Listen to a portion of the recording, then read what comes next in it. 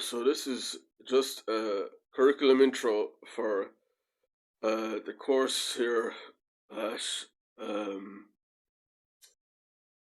this institute, this elite institute known as Berliner Zeitung Tadpoles.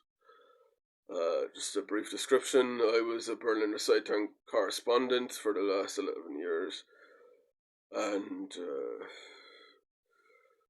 also at a very basic elementary level of French. So that's where they explain the etymology of the name of it.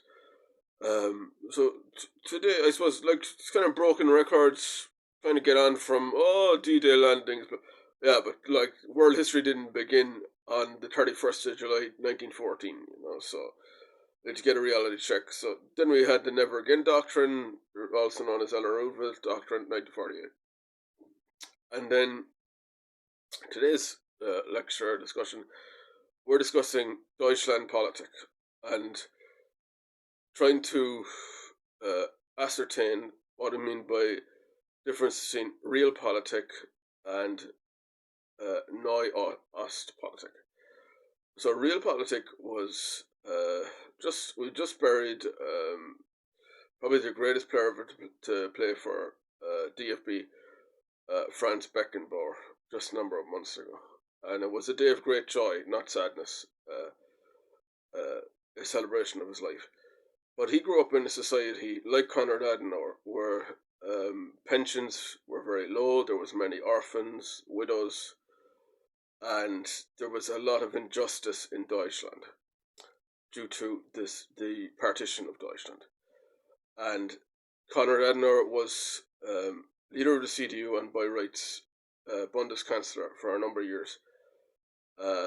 And so he'd be the same party. CDU, if you don't know, is the same party as Helmut Kohl, who of course negotiated the Maastricht Treaty to bring food equality and justice to all of Europe in 1991, the first thing he did in office.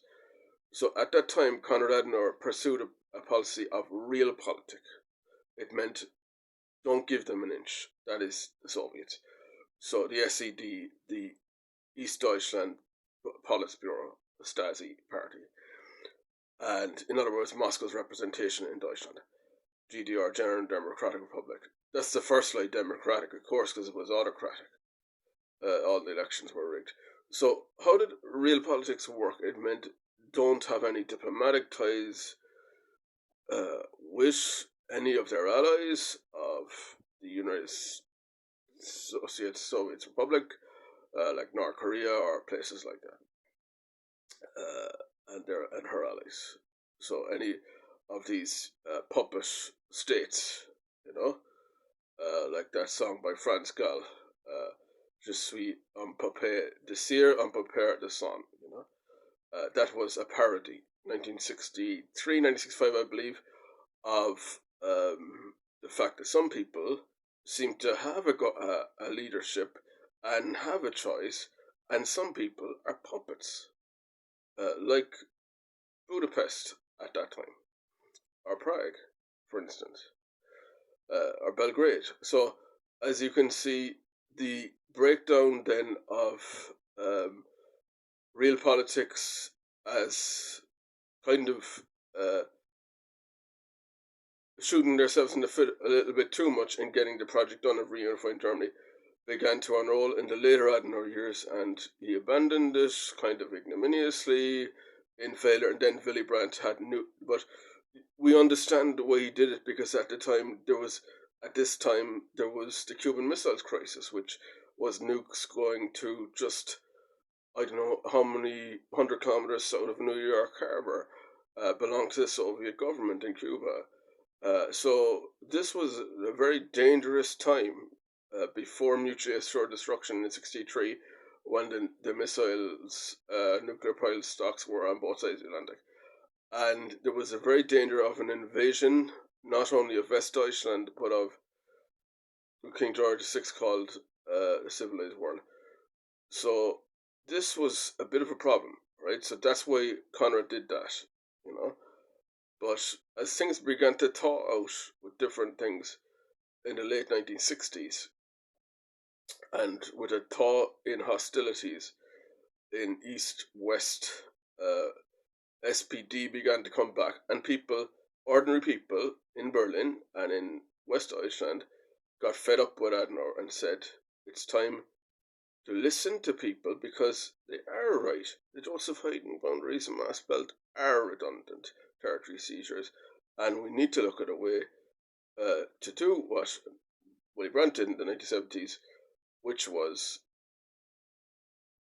renew the otherness, territorial things in law as a matter of law and order. And this was done first after a JFK visit, and then the Newman really is only the Reagan visit. But Reagan didn't say that, like, oh, tear down this wall, 87. All the work had been done by Brandt in the previous 17 years. That's just a fait accompli.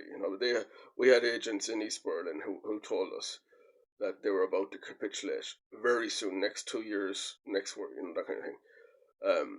So, there's still 2 million ethnic Germans in Russland.